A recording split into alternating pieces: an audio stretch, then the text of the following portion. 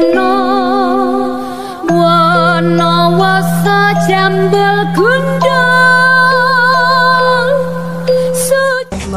Selamat malam.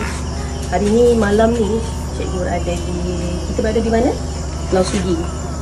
Kita masih berada di Pulau Sugi dan kita berziarah ke satu makam yang ternama juga. Saya bersama dengan warisannya. Ini kata moyang dia. Jadi kita tanya, insyaAllah pakcik, boleh pakcik ceritakan tak makam siapa ni?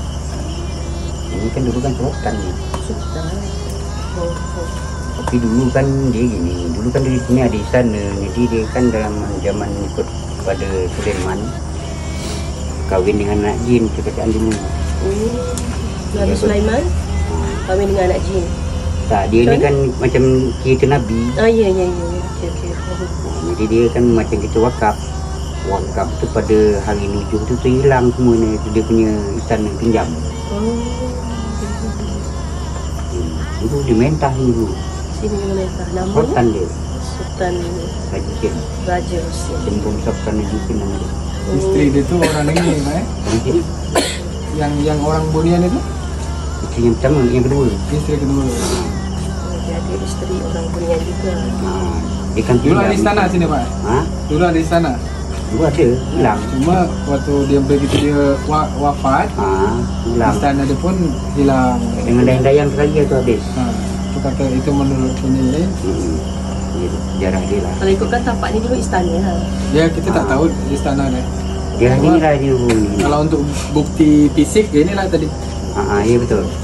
Makam dia, ini juga salah satu peninggalan dia. Ya. Pasal tempayan dia. Kenapa pakcik tempayan besar tu? Tempayan ini kan dulu kemas. Jadi dia kan, kalau cerita datuk saya yang pintu dia, waktu dia lepas sembahyang maghrib, dia duduk kat luar. Jadi ngolek ni, kalau tak salah saya dia 7 biji, dapat dia ambil 5 je. Apa yang ada dalam tu? Emas lah. Tu pelaut tu 3 biji apa 2 biji. Dapat dia ambil kecil 5 je. Tahun bila ni? Alamak, ni dah ada dekat 300 lebih tahun ni. 300 lebih tahun. 18 lah. Ingat tak kalau masuk dekat Pasir Pelangi kan ada kan tulis itu Istana Sulit kan? Istana Sulit. Ada tak? Kawasan tak? Kawasan. Ada saya perasan Istana Sulit. Ini orang dia. Katanya ada kaitan dengan Raja Haji juga. Betul, adik-adik dia. Adik-beradik Raja Haji. Raja Haji bisa dah kat penyengat. Betul. Jadi kalau ikutkan ni, saya tengok makam ni makam lama lah cik. Iya. Tak ada dikebumikan sendiri dia. Ada juga sebelah sana. Ini yang lama semua. Yang lama semua. Jadi yang dalam ni semua anak beranak dia lah. Iya. Baik. InsyaAllah.